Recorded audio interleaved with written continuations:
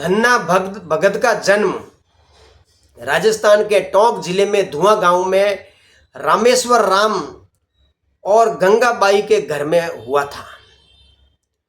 धन्ना राम जाट परिवार से संबंध रखते थे। रामेश्वर राम और गंगाबाई कृष्ण भगवान के बड़े परम भक्त थे। जब गांव में साधु सन्यासी कोई आता था तो वो अपने घर में उनकी सेवा करते थे, उनको भोजन इत्यादि करवाते थे। जब धन्नाराम छोटे थे तो उनके घर में कोई ब्राह्मण संत आए थे, तो रामेश्वर राम ने उनकी खातिरदारी की थी, उनको भोजन कराया था। कुछ दिन वो संत महात्मा रामेश्वर राम के घर में रुके थे। बालक धन्नाराम उन्हें बड़े ही सावधानी से देख रहे थे कि वो संत है जो नहा धोकर और उसके बाद में अपनी झोली से शालिग्राम यानी ठाकुर जी की मूर्ति निकालकर उनको भी नहा धुलाकर उनको भोग लगाकर ही भोजन करते थे।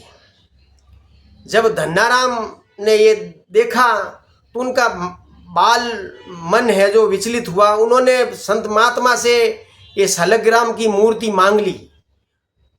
उन्होंने समझा बेटा ये कोई काम की नहीं है, ये बड़े पूजा पाठ करते हैं कि नहीं मुझे तो यही मूर्ति चाहिए।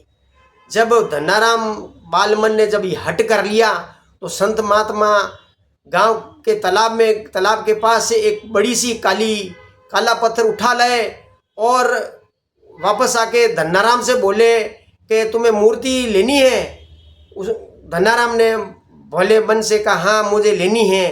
तो संत ने पूछा कि छोटी चाहिए एक बड़ी चाहिए? तो धन्नाराम ने कहा मुझे बड़ी ही चाहिए, छोटी क्यों चाहिए? तो काला पत्थर जो कि मूर्ति के रूप में थी, मूर्ति नहीं थी लेकिन काला पत्थर था, वो धन्नाराम को उन संत महात्मा ने दे दी और वो चले गए। अब धन्नाराम की भी इच्छा हुई कि वो भी नहा धोकर मूर्ति को भी नहला धोकर उनकी भोग लगाकर ही भोजन करेंगे। दूसरे दिन धन्नाराम की बहुत छोटी उम्र थी लेकिन उन्होंने शालिग्राम की मूर्ति को नहला धुलाकर और खुद भी नहा धोकर खेत में गए। अपनी माँ को बोला कि मैं खेत में ही भोजन करूँगा।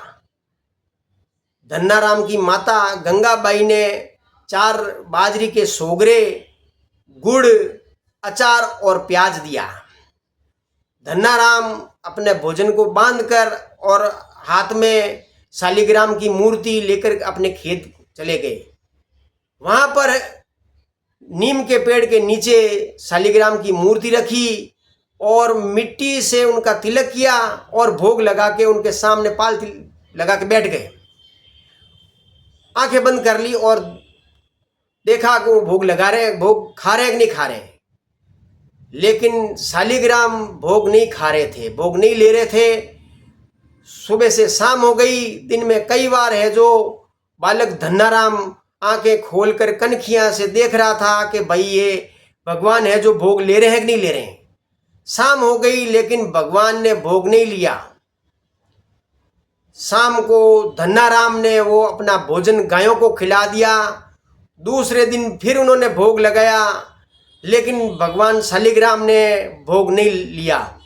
ऐसा करते करते 4 दिन गुजर गए। 5वें दिन पर भोग लगाकर धन्नाराम रोने लगे। अब ठाकुर जी से रहा नहीं गया। अपने छोटे नन्हे भगत को देखकर उनको आना ही पड़ा। जब ठाकुर जी आए खेत के किसी कोने से तो उनके लगा कोई ठाकुर जी आ रहे हैं। तो ठाकुर जी वहाँ नीम के पेड़ के पास आए और बोला कि धन्नाराम क्या भोग नहीं लगाएगा? धन्नाराम बड़े खुश हुए, आंखों से आंसू और मुंह से खुशी हो रही थी। उन्होंने फटाफट है जो भोग लगाया और भगवान को खाने को दिया। जब भगवान ठाकुर जी 2 सोगरे गुड़ खा लिए और तीसरे पर हाथ लगाया तो धन्नाराम ने ठाकुर जी का हाथ पकड़ लिया। धन्नाराम ने कहा कि ठाकुर जी आप तो 2 सोगरे खा चुके, क्या मुझे नहीं खाने दोगे? मुझे भूखा मारोगे क्या? मैं 5 दिन से खाना नहीं खाया मैंने। तो भगवान ठाकुर जी ने सोगरे का एक कोर तोड़कर धन्नाराम के मुंह में दिया। फिर धन्नाराम ने दोनों सोगरे खाए और ऐसा करते करते भगवान रोज भोजन करने आते और धन्नाराम रोज भोजन लेके जाता। ऐसे करते करते कई दिन बीत गए, कई महीने बीत गए। एक दिन धन्नाराम ने सालग्राम यानी ठाकुर जी से कहा कि आप मेरे साथ खेलते हैं, कूदते हैं, बातें करते हैं, गप्पे मारते हैं, आप मेरे कामों में हाथ बटाते हैं, आप मुझे गले लगा लो। ठाकुर जी ने कहा कि मैं तुम्हें गले कैसे लगा सकता हूं, क्योंकि तुम्हारे तो कोई गुरु ही नहीं है। तो धन्नाराम ने सोचा गुरु क्या होता है, गुरु के बारे में वो समझते ही नहीं थे। तब ठाकुर जी ने कहा कि काशी में रामानंदाचार्य नामक एक गुरु अपने आश्रम में रहते हैं, उनके पास जाओ और उनसे दीक्षा लेके आओ, फिर मैं तुम्हें अपने गले लगाऊंगा। बालक धन्नाराम ने दृढ़ निश्चय कर लिया कि वो तो अब काशी जाएंगे ही जाएंगे और गुरु से दीक्षा लेके ही आएंगे। घर वालों के लाख मना करने के बावजूद भी उस समय 15-16 साल के हो गए थे धन्नाराम, और वो पैदल पूछते पूछते काशी पहुंच गए और वहां पूछते पूछते रामानंदाचार्य के आश्रम पहुंच गए। रामानंदाचार्य को अपना परिचय दिया और अपने आने का मकसद बताया और कहा कि मैं आपको गुरु बनाना चाहता हूं, जिससे मैं ठाकुर जी की पूजा कर सकूं। रामानंदाचार्य ने उनको शिष्य के रूप में दीक्षित कर दिया और कहा जाओ समाज की सेवा करो, गरीबों की सेवा करो। तो धन्नाराम ने कहा कि मैं साधु तो बना ही नहीं, मैं कैसे सेवा करूं। रामानंदाचार्य ने कहा ये जरूरी नहीं है समाज की सेवा करने के लिए आप साधु संत बने, आप गृहस्थ जीवन में रहकर भी है जो समाज की सेवा कर सकते हैं। उनसे आशीर्वाद लेकर और गुरु दक्षिणा देकर धन्नाराम अपने गांव धुआंकला आ गया और ठाकुर जी से कहा भोग लगाने के बाद को देखो मैं है जो अपना गुरु बना कर आ गया हूं, आप मुझे गले लगाओ। ठाकुर जी ने धन्नाराम को गले लगा लिया और आशीर्वाद दिया कि मैं अब अपने कामों में व्यस्त हूँ, तू है जो समाज की सेवा कर और खेतीबाड़ी कर, मैं आता रहूँगा। इतनी बातें होने पर, इतने साल बीतने पर आम लोगों को, दूसरे लोगों को, कई गांवों में पता चल गया कि धन्नाराम भगवान से बात करता है और भगवान के साथ भोजन करता है और भगवान है जो उसकी हेल्प करता है, उनकी सहायता करने के लिए खेतों में आता है। एक दिन, एक वर्ष गांव में बहुत अच्छी बरसात हुई। सब किसान बड़े खुश हुए कि अब जो फसल बोई जाएगी वो अच्छी फसल होगी, धन धान्य से परिपूर्ण होगी। अपने अपने बैलों को लेकर वो किसान खेतों की तरफ बढ़े। बैलों की गले की घंटियां अलग ही मधुर स्वरियां बना रही थी। धन्नाराम भी अपने घर से बैल और बीज लेके निकला। वो भी बड़ा खुश था कि बरसात हुई है और अब अच्छी फसल होगी। जब वो अपने खेत की तरफ बढ़ रहा था तो दूसरे खेतों से, झुरमुट से कुछ संत महात्मा निकलते उसके पास आए और बोले कि यहाँ पे धन्ना भगत कहाँ पे रहता है। धन्नाराम से ही धन्ना भगत के बारे में पूछ रहे हैं साधु संत, क्योंकि उसका बड़ा नाम हो गया था, उसके परिवार वालों का नाम हो गया था, साधु संतों की और गरीबों की सेवा, फकीरों की सेवा ये धन्नाराम करता है। तो धन्नाराम ने कहा कि धन्नाराम मैं ही हूँ, धन्ना भगत मैं ही हूँ, क्या सेवा करूँ आपकी। कि धन्ना भगत, उसका नाम सुनकर और प्रत्यक्ष उनको देख के साधु संत बड़े खुश हुए और कहा कि हम भोजन करने के लिए आपके घर जा रहे थे। तो धन्ना भगत ने कहा कि आप यहीं रुकिए, मैं है जो आपके खाने पीने का प्रबंध करता हूँ, भोजन का प्रबंध करता हूँ। धन्नाराम ने अपने बैल वहीं बांध दिए और बीज लेकर दूसरे किसानों से भोजन का बीज देकर भोजन का प्रबंध किया और साधु सन्यासियों को भोजन करवाया। अब उसके पास तो बीज थे ही नहीं, अब वो कैसे खेती बाड़ी करे। लेकिन उसने, धन्नाराम ने अपने हलों को जिसमें बीज नहीं थे, हल खेत में चला दिए बिना बीज के। जब फसल हुई तो सबकी फसल तो सभी किसानों की 2-2, 3-3 फुटी थी, लेकिन धन्ना धन्ना भगत की फसल में फसल नहीं थी, तुम्बे उगे आए थे, तुम्बे, पूरा उसका खेत तुम्बे से भर गया था।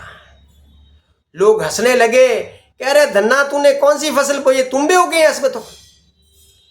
अब धन्ना क्या जवाब देता, हंस के कहता ठाकुर जी की कृपा है, जो ठाकुर जी ने दिया वो हम लेंगे। अपने छाबड़े में 20-25 तुम्बे तोड़कर सर पर रख के वो अपने घर की तरफ गया और कोठार में पटक दिए।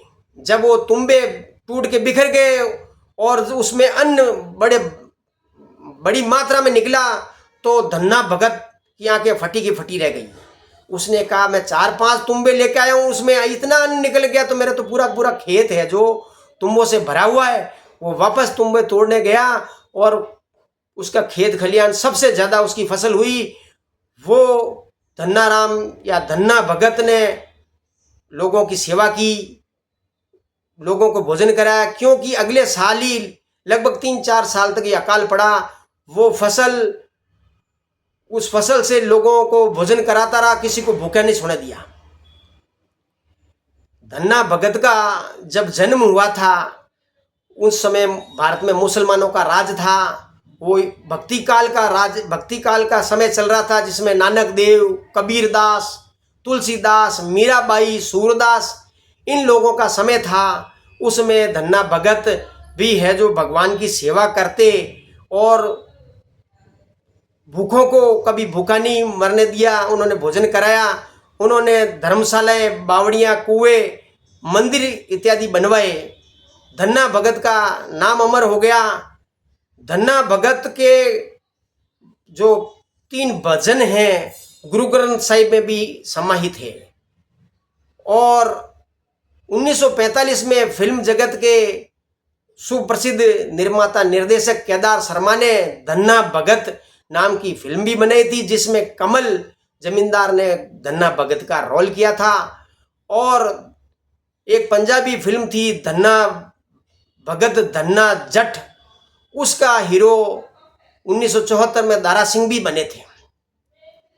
हमारा देश में भोले बहुत रहते हैं, जैसे हम कहते हैं कि भोला के भगवान होते हैं, तो ये धन्ना भगत के रूप में एक उदाहरण है कि इतने वो सीधे और भोले थे कि भगवान को भी उनके लिए आना पड़ा। उनको नमन है धन्ना भगत को। जय हिंद।